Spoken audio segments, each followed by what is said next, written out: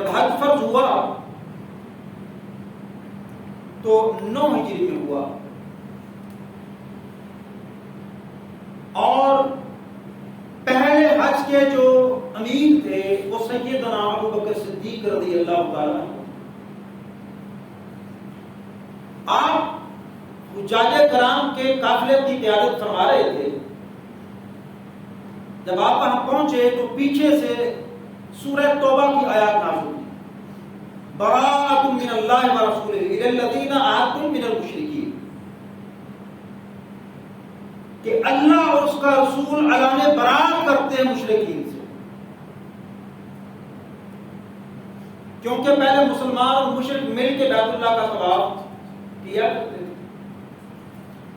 اور جہالت اتنی تھی کہ ننگے بیت اللہ کا طواف کیا کرتے تھے۔ اب پیچھے سے اس آیت کو بھیجنے والے محمد رسول اللہ صلی اللہ علیہ وسلم اور جس کے ہاتھ بھیجی جا رہی ہے وہ علی المرتضیٰ رضی اللہ تعالیٰ، یعنی جان گئے اور حج کے موقع پہ اعلان فرما دیں یہ اللہ اس کے رسول اعلان برات کرتے ہیں مشرکین سے کہ آئندہ مشرک اس گھر کا ارادہ نہیں کرے، آئندہ بیت اللہ کا طواف کوئی شخص بڑھانا ہو کے نہیں کر سکتا۔ ہاں، محمد رسول اللہ صلی اللہ علیہ وسلم نے جن لوگوں سے پہلے کوئی معاہدہ کیا ہے وہ اپنی مدت تک چلے گا، اور باقیوں کے لیے 4 ماہ کا پیریڈ ہے، یہاں سے چھٹی، اب کوئی مشرک بیت اللہ کے اندر داخل نہیں ہو سکتا۔ 4 ماہ کا وقت ہے، ہاں 4 ماہ سے زیادہ کا کسی سے معاہدہ ہے تو محمد صلی اللہ علیہ وسلم اپنے معاہدے پر قائم۔ تو یہ اعلان کس نے کیا؟ سیدنا علی المرتضیٰ رضی اللہ تعالیٰ عنہ۔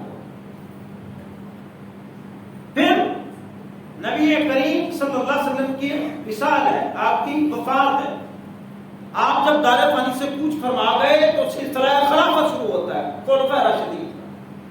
تو سیدنا علی رضی اللہ تعالیٰ عنہ ابو بکر صدیق رضی اللہ تعالیٰ عنہ کے دور کے اندر بھی پورا ساتھ دیا، سوائے ابتدائی 6 ماہ کے۔ آپ کو بیعت میں جانا نہیں چاہتا، اسی میں جمعہ ختم ہو جائے۔ پھر عمر فاروق رضی اللہ تعالیٰ عنہ کا دور، تو عمر فاروق رضی اللہ تعالیٰ عنہ مشاورت کے اندر علی المرتضیٰ کو پیش رکھتے تھے، اور بہت سارے مسائل میں فتویٰ بھی حضرت علی سے لیا کرتے تھے،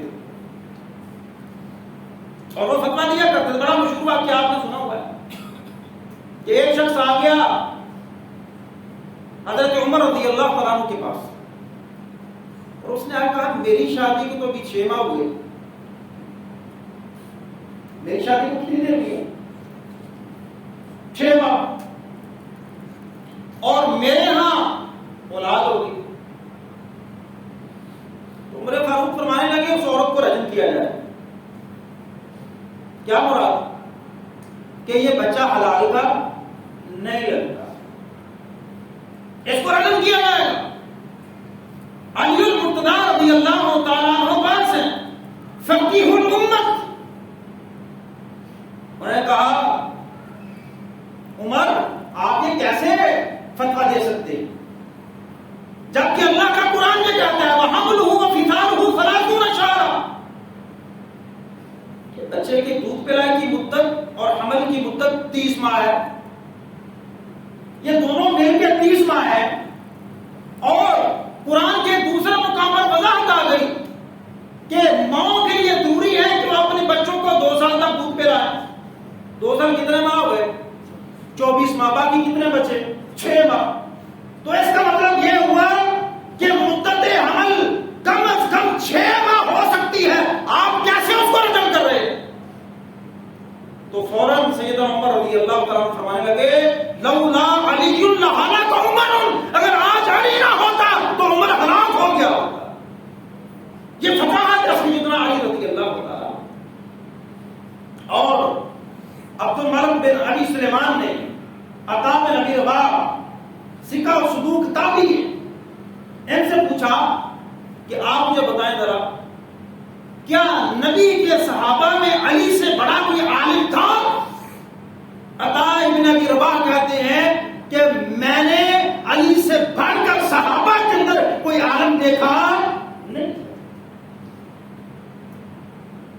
فلم یعنی حضرت عمر حضرت عثمان کا دور ہے، آپ نے پوری سیدنا عثمان غنی کی خلافت کا دور سیدنا عثمان کا ساتھ دیا، یہاں تک کہ جب بلوائیوں نے حملہ کیا، پتھر برسائے اور اتنے پتھر برسائے گئے تھے، ایک تابعی بیان فرماتے ہیں، کہتے ہیں کہ اتنے پتھر برسائے گئے حضرت عثمان کے گھر پہ کہ جب میں آسمان کی طرف دیکھتا تھا تو پتھروں نے آسمان کو ڈھانپا ہوا تھا، آسمان مجھے نظر نہیں آتا، اور وہ پتھر صرف عثمان پہ نہیں لگے، وہ پتھر علی المرتضیٰ نے بھی کھائے تھے حضرت عثمان کے دفاع کے اندر، پورا ساتھ دیا۔ اور جب آپ کا دور آیا تو بڑا سب سے اہم مسئلہ سیدنا عثمان غنی رضی اللہ تعالیٰ عنہ کی شہادت کا بدلا،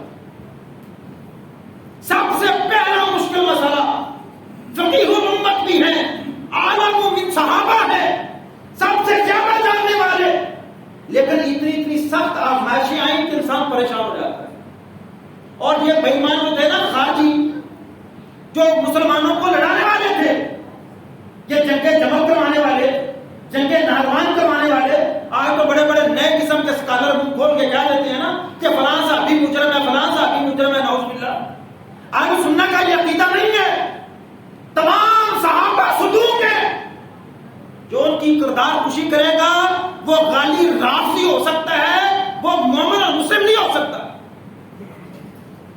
یہ بے ایمان خارجی وہ ہے کہ جب مال غنیمت رسول اللہ صلی اللہ علیہ وسلم کے پاس آیا، آپ تقسیم کر رہے تھے، تو ان میں سے ایک شخص جو ان کا ہیڈ تھا، ان کا بانی تھا، ذوالخویصرہ اس کا نام تھا، اس نے مختلف روایات کے اندر آتا ہے، مختلف الفاظ، ایک روایت کے اندر ہے اعدل یا محمد، کیا محمد آپ غنیمتیں تقسیم کرنے میں انصاف کیجیے۔ اللہ کے نبی صلی اللہ علیہ وسلم کہنے لگے کہ اگر میں انصاف نہیں کروں گا تو پھر کون انصاف کرے؟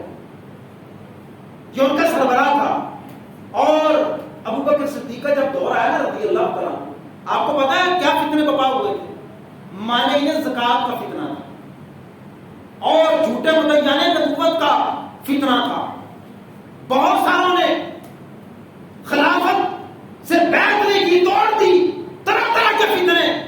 ان فتنوں کے اندر اس ذوالخیصرہ جو رسول اللہ صلی اللہ علیہ وسلم کے پاس تھا، نبی نعوذ باللہ رسول اللہ صلی اللہ علیہ وسلم کو انصاف کی دعوت دینے والا تھا، اس بے ایمان کی اولاد نے خوب پھلی پھولی ابو بکر صدیق رضی اللہ تعالیٰ عنہ کے دور۔ پھر یہی وہ لوگ تھے کہ جو حضرت عمر کے دور میں وہ کیموفلیج کر لیا، وہ انڈر گراؤنڈ چلے گئے، چپ کر گئے کہ عمر کا تاغیہ نا ہماری پیٹھ پہ برسے گا، خاموش ہو گئے۔ سیدنا عثمان جو سب سے زیادہ حیا کے مالک، ان کا دور آیا تو پھر انہوں نے سر اٹھانا شروع کر دیا، عبداللہ بن سبا بھی مل گیا، ذوالخیصرہ بھی مل گیا، اس طرح کے بڑا بے ایمان رومان بن سودان بھی مل گیا، یہ سارے مل گئے۔ تو حضرت علی رضی اللہ تعالیٰ عنہ کے دور میں مشکلات پیدا کرنا شروع کر دی۔ یہ خارجی ہیں اور باقاعدہ طور پہ ان کا آغاز کب ہوا؟ باقاعدہ طور یہ اتنے بڑے عالم بھی ہیں، فقیہ بھی حضرت علی رضی اللہ تعالیٰ، لیکن جب حضرت امیر معاویہ اور حضرت علی کا معاملہ جنگ صفین کا ہوا تو اس بات کو یاد رکھیں، بعض مردے بیٹھ کے سوشل میڈیا پہ لوگوں کو گمراہ کر رہے ہیں، نوجوان نسل۔ حضرت امیر معاویہ کا کوئی خلافت کا مطالبہ نہیں تھا، انہوں نے کہا عثمان میرے عمزاد ہیں، میرے برادری میں چچا زاد ہیں، میں ان کے خون کا ولی ہوں، بس آپ جو قادری عثمان ہیں جو آپ کے گروہ میں داخل ہو چکے ہیں، آپ بس مجھے ان کو میرے حوالے کر دیں، میں آپ کے ہاتھ بیعت کروں۔ قصاص قرآن کا حکم ہے۔ اور یہاں کیا سبب بات نکالے جاتے ہیں کہ نعوذ باللہ کہ جنگ صفین ایسے ظالم کروایا جاتا ہے جیسے سیدنا معاویہ اور علی کی خلافت پہ جنگ۔ تو جب یہ معاملہ ہو گیا، اچھا جنگ جمل کس نے کروائی تھی؟ یہ صحابہ آپس میں، سیدہ عائشہ رضی اللہ تعالیٰ عنہ، طلحہ و زبیر، دیگر صحابہ، سیدنا علی کی صلح ہو گئی۔ رات کے وقت یہ خارجی تیسرا طبقہ بے ایمان جو قاتلین عثمان عثمان نے کہا تھا تم نے مجھے قتل کیا نا تو قیامت تک یہ تمہاری تلواریں نیاموں کے اندر نہیں رہے، خون بہتا رہے گا۔ یہ کوئی بے ایمان جو حضرت علی رضی اللہ عنہ کی صفوں میں آ چکے تھے، اور حالات کا تقاضا یہ تھا کہ اگر اس وقت سیدنا علی رضی اللہ عنہ کا یہ بیان ہے کہ حالات کا تقاضا نہیں، سیدنا عثمان کے خون کا بدلہ لیا جائے گا، لیکن اب نہیں۔ لیکن سیدنا معاویہ کا یہ مطالبہ تھا کہ قصاص لازمن ہے، ایسے اگر قصاص نہ لیا گیا تو آنے والے وقتوں میں نقصان اٹھانا پڑے گا۔ اور پھر ایسا ہوا کہ جب جنگ جمل لڑائی کنہوں نے؟ ان کافروں، بے ایمانوں نے، خارجیوں نے، جو تیسرا گروہ۔ اور اس بات کو یاد رکھیے گا، یہ گروہ تب جنم لیتے ہیں جب مسلمان آپس میں لڑتے ہیں۔ ایک تیسرا گروہ لمبی داڑیاں رکھ کے، بڑی بڑی پگڑیاں باندھ کے، شلواریں اونچی کر کے، درمیان میں آگ پھوٹتا ہے، شکل و صورت سے مومن لگتے ہیں لیکن کام ان کے منافق والے ہو۔ اتحاد اور اتفاق امت کے اندر ازحد ضروری ہے۔ مسائل کا یا فقہ کا اختلاف ہے کوئی بڑی بات نہیں، ادب و احترام ایک دوسرے کا ملک بات رکھنا چاہیے۔ آگے جب قصاص عثمان کا مسئلہ، جنگ صفین، ان کے اندر اس کو بھی بھڑکانے والا ہے کہ تیسرا طبقہ خارج کا تھا۔ اب صلح ہونے لگی ہے کہ نہیں بھائی مسئلہ تحکیم ہے۔ تحکیم کیا ہے؟ حکم سے۔ حکم کیا ہے کہ ایک بندہ حضرت علی نے سلیکٹ کر لیا اور ایک حضرت میر معاویہ، یہ جیڑا فیصلہ کر دیں ٹھیک ہے۔ اب لڑائی کے بعد صلح ہے، اور صلح بھی تو کرنی چاہیے نا۔ یہ حضرت علی رضی اللہ عنہ کس سے صلح کر رہے ہیں؟ امیر معاویہ رضی اللہ عنہ۔ ابھی بہت سارے مسلمانوں کی آج کے دور میں حضرت امیر معاویہ سے صلح نہیں ہوئی، بہت سارے لوگوں کی صلح نہیں ہے امیر معاویہ رضی اللہ عنہ۔ لیکن علی ہے کہ لڑنے کے بعد بعض مورخین نے لکھا کہ جنگ صفین تک 70,000 مسلمان شہید ہو چکے، جنگ جمل، جنگ صفین اور جنگ نہروان تک 1,00,000 مسلمان شہید ہو چکے۔ آپ یہ صلح کرنے جا رہے ہیں کہ تیسرے طبقے کو تکلیف تو ہونی ہے۔ علی اور معاویہ کی صلح ہم تو ٹھیک نہیں، ہم تو لڑائی چاہتے ہیں۔ اس وقت وہ بے ایمان لڑائی چاہتے تھے، آج کے دور میں وہ بھی کچھ بے ایمان ہیں جو آج بھی نعوذ باللہ حضرت امیر معاویہ کو مجرم، گناہگار، فاسق، نہ جانے کن کن الفاظ سے مقابلہ سے یاد کریں۔ امیر معاویہ جو کاتب وحی تھے، جن کے لیے رسول کریم صلی اللہ علیہ وسلم نے دعا کی تھی اپنی نبوت والی زبان سے، اللہم اجعلہ ہادیا مہدیا، اللہم علمہ الکتاب، اللہ اس کو کتاب کا علم عطا فرما۔ ان کے بارے میں زبان حضرت علی صلح کرنا چاہ رہے ہیں۔ اب ان بے ایمانوں نے کیا کہا کہ علی نے یہ کام ٹھیک نہیں کیا۔ یہ جو تیسرا طبقہ تھا نا خارجیوں کا، کیوں ٹھیک نہیں کیا؟ کہتے ہیں جی انہوں نے حکم بنا لیا، بندے فیصلہ کریں، بندے فیصلہ کریں گے، یہ تو اللہ خدائی فیصلے ہیں، بندوں کو تو اختیار نہیں ہے۔ لہذا یہ بات لوگوں نے کہا کہ صرف حضرت علی پہ کفر کا فتویٰ لگایا، نہیں جی حضرت امیر معاویہ پر بھی کفر کا فتویٰ لگایا تھا۔ انہوں نے کہا تھا انہوں نے سلیکٹ کیا تھا نا بندہ، انہوں نے بھی کیا، دونوں نے کفر کا ارتکاب کیا کہ یہ خلافت کا مسئلہ فیصلہ یہ تو اللہ کے ہاتھ میں ہے۔ اب جو صلح ہوئی تھی وہاں کیا تھا؟ وہاں علی ابن ابی طالب لکھا گیا، امیر المومنین مٹا دیا گیا۔ کہا پہلے فیصلہ کریں نا قصاص کا، اس کے بعد امیر المومنین کی بات شروع کریں۔ اس پر بھی اعتراض کہ تم نے نام کیوں مٹایا، اس پر بھی اعتراض کیا تیسرا طبقے نے کہ جب جنگ کی ہے علی نے تو پھر قیدی نہیں پکڑے، لونڈیاں اور یہ غلام نہیں کیے۔ تو یہ نا جب صفین کے بعد علی المرتضیٰ واپس جا رہے ہیں تو کوفہ کی طرف رستے کے اندر یہ گروہ الگ ہو گیا۔ بغداد کے قریب ہرورہ کا مقام ہے، وہاں یہ الگ ہو گیا کہ یہ ان کو کس نے اختیار دیا ہے؟ بندے فیصلہ کریں گے خلافت کا، بندے فیصلہ کریں گے قصاصوں کا، یہ تو اللہ کے معاملے ہیں۔ تو یہ الگ ہو گئے۔ تو حضرت علی رضی اللہ عنہ ان کو سمجھانے کے لیے عبداللہ ابن عباس کو بھیجا کہ جاؤ ان کو سمجھاؤ۔ جب عبداللہ ابن عباس کے کہتے میں نا اچھا خاصا لباس زیبتن ہو کے نا، خوبصورت لباس، وہ زیبتن کر کے ان کے پاس گیا۔ یہ ایک بات آپ کو میں بتاؤں کہ جو کچھ ہوتے ہیں کہ اعتدال والے دین کو اعتدال کے ساتھ، کچھ ہوتے ہیں دین چھوڑ جاتے ہیں، اور کچھ ہوتے ہیں دین کو اتنا پکڑ لیتے ہیں کہ ان کو اپنے علاوہ کوئی مسلمان نظر آتا نہیں ہے. یہ وہ طبقہ ہے، خارجی طبقہ، جن کے بارے میں رسول اللہ صلی اللہ علیہ وسلم نے فرمایا تھا ان کی نمازیں تم اپنی نمازوں کو ان کے مقابلے میں کچھ بھی نہیں سمجھو گے، ان کے روزوں کے مقابلے میں تم اپنے روزوں کو کچھ نہیں سمجھو گے. وہ قرآن کی تلاوت کریں گے لیکن ان کے حلقوں سے نیچے نہیں اترے گی. ان کی باتیں اتنی اعلیٰ ہوگی کہ تم اپنی باتوں کو ہی سمجھو گے. اور پھر ان کا عقیدہ کیا بنا کہ گناہ کبیرہ کا جو ارتکاب کرتا ہے وہ کافر ہے. یہ ان کا عقیدہ تھا، گناہ کبیرہ کا ارتکاب کرنے والا کیا ہے؟ کافر ہے.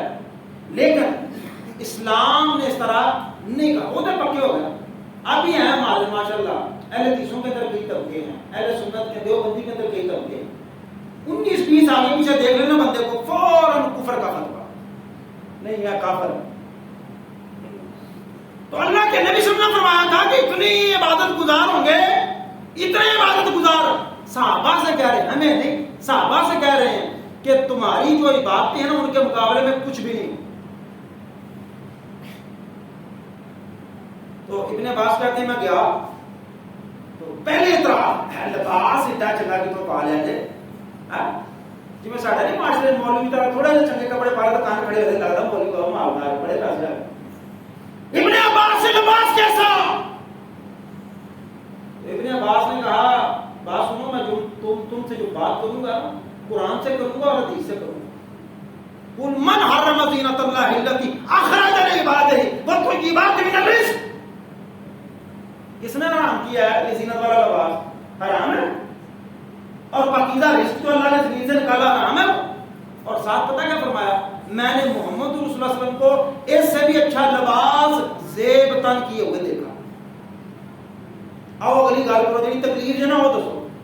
لباس کو چھوڑو تیری تکلیف ہے تو ہم وہ دسو. انہوں نے کہا تکلیف ہمیں یہ ہے. اور ساتھ کہا اگر میں قرآن سنت کے دلائل دوں گا میری بات مانو گے؟ انہوں نے کہا ہاں جی مان لیں. کہا اپنا اعتراض پیش کرو. پہلا اعتراض وہ پیش کرنے جا رہے ہیں ترتیب پر. یہ دو بندے جو ابو موسیٰ اشعری اور عمر بن عاص ہیں، ان کو آپ نے ترتیب فیصلے کے لیے مقرر کر دی. یہ اللہ آسمان سے فیصلہ کرے گا، تم نے بندے رکھ لی. پہلا ہمارا اعتراض یہ.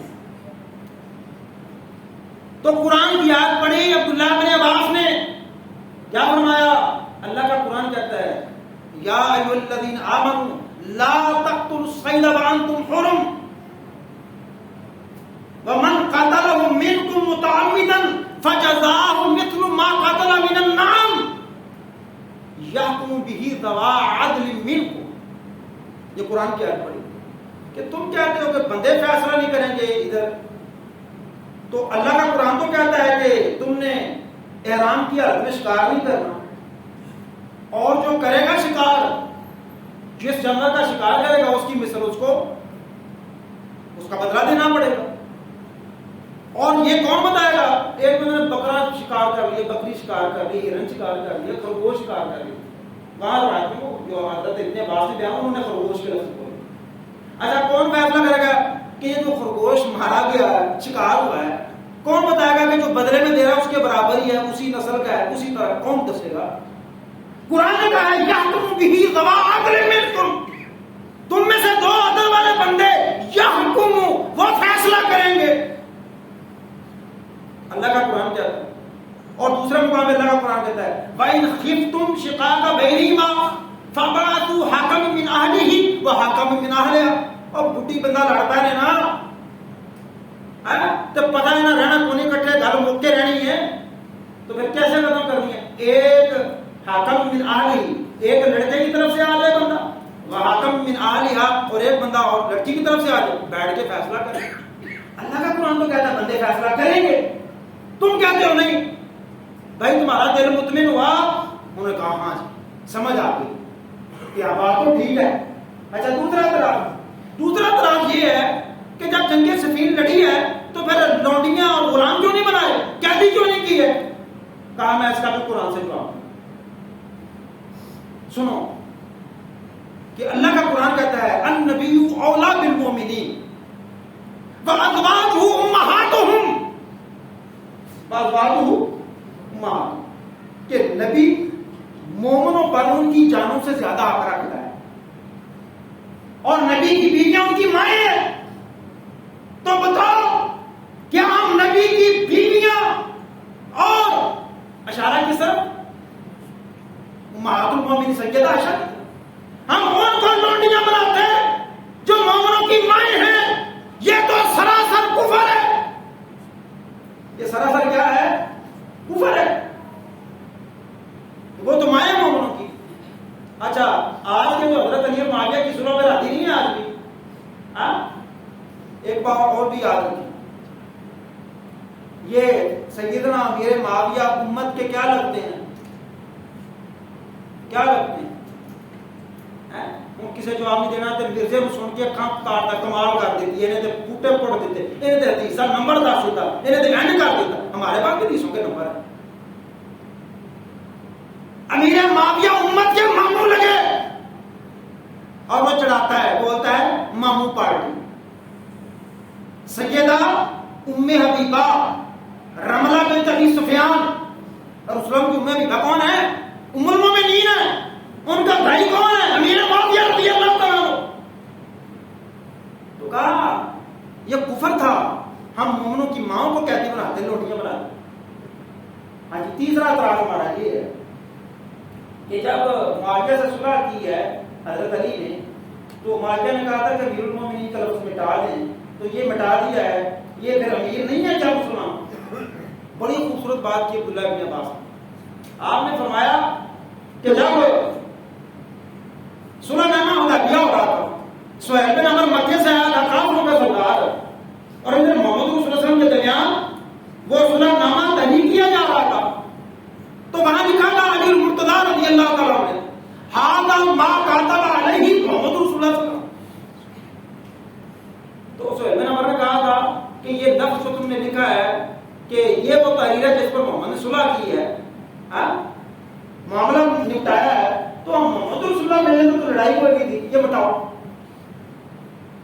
تو کہا تھا علی سے یا علی امحو مٹا دے رسول اللہ. علی نے کہا یہ کام میرے لیے تو رسول اللہ میں آگے بتاؤں. تو اللہ کے نبی نے بتاؤ مجھے بتاؤ کہاں کا یہ آپ نے اپنے ہاتھ سے اس کو مٹا دی. تو کہا جب رسول اللہ مٹایا جا سکتا ہے تو امیر المومنین کیوں نہیں مٹایا جا سکتا صلح کی خاطر؟ تو عبداللہ ابن عباس کہتے ہیں کہ 6000 بعد روایات کے اندر 8000 یہ خارجی تھے جو ایک طرف ہو گئے، نکل گئے نا مسلمان. خارجی کا مطلب نکل جانے والا. حضرت علی کی صفوں میں نکل گئے، یہ باہر ہو گئے بے ایمان منافق جو رسول اللہ صلی اللہ علیہ وسلم کے دور کے مسلمانوں کی صفوں میں چھپے ہوئے تھے. تو کہتے ہیں جی ان میں سے 2000 کے قریب یہ میرا مناظرہ دے کے واپس آ گئے حضرت علی کے پاس، اور جو نہیں آ سکے ان کو علی المرتضیٰ رضی اللہ عنہ لے گئے. جو بچ گئے ان کو طے کیا گیا، سب کو مٹایا گیا، قتل کیا گیا. اور اللہ کے نبی صلی اللہ علیہ وسلم نے فرمایا تھا جو خارجیوں کو قتل کرے گا وہ سب سے افضل قتل کرنے والا ہوگا، اور جو خارجی قتل کیے جائیں گے اللہ کی زمین پر یہ بدترین مقتول ہوں گے، جہنم کے کتے ہوں گے. یہ محمد رسول اللہ نے فرمایا. اب جنگ نہروان 38 ہجری، بعد میں محرم لکھا اور بعد میں سفر لکھا، 9 سفر. جنگ نہروان 38 ہجری میں حضرت علی نے یہ جو بے ایمان خارجی رہ گئے نا مسلمانوں پہ کفر کا فتویٰ لگانے ان کے خلاف ہے، اس کے باوجود 8 سے 9 بندے بچ گئے. 8 سے 9 بندے بچ گئے. اب ان کا بچنا خطرے سے خالی نہیں. ان بچنے والوں میں سے ایک وہ بے ایمان عبد الرحمن ابن ملجم تھا. اس نے ایک خارجیہ عورت سے اس کو پسند آ گئی، دل آ گیا. اس نے کہا کتام نامی عورت اس سے شادی کرنا چاہتا ہوں. کہتے ہیں 2 کام کرے گا تیرا بیاہ ہو گئے. وہ کہڑے گا 3000 دینار حق میں ہوگا پلس علی کا قتل ہوگا. اس نے ہمارے مارے ہیں ہم بھی مارے. وہ رضامند ہو گیا. فجر کا وقت ساتھ ایک بندہ کیا رستے میں بیٹھ کے حضرت علی پہ حملہ کرنے کے. وہ جو دوسرا تھا نا اس نے پہلے بات کی، حضرت علی رضی اللہ عنہ بچ گئے. بےمان عبد الرحمن ابن ملجم نے وار کیا، جس سے سیدنا علی مرتضیٰ 24 رمضان سن 40 ہجری کو دار فانی سے شہادت پا۔ یہ بڑی المناک شہادت 5 سالہ کو مشکلات کے اندر، مسائل کے اندر، تکلیفوں کے اندر، اور سبب کیا تھا کہ مسلمانوں کے اندر نا اتفاقی اور ناچاکی۔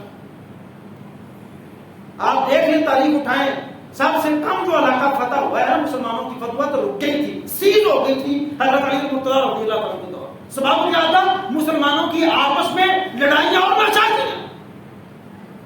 حضرت عثمان غنی کو شہید کرنے والے کون تھے؟ نمازیں پڑھنے والے۔ حضرت علی کو شہید کرنے والے کون تھے؟ نمازیں پڑھنے والے، خارجیوں میں۔ اسی لیے عمر فاروق نے کہا تھا جب حملہ ہوا نا، پتہ کرو کسی مسلمان نے مجھ پہ حملہ تو نہیں کیا، کہ فتنہ سر تو نہیں اٹھا چکا؟ کہا نہیں جی، ابو لولو فیروز مجوسی نے حملہ کیا۔ آپ کا دل کو اطمینان ہوا کہ مسلمانوں میں سے یہ فتنہ پیدا نہیں ہوا۔ مسلمانوں کا آپس میں لڑنا، قتل و قتال کرنا، یہ کسی فتنہ سے کم نہیں، اللہ سمجھتے ہو۔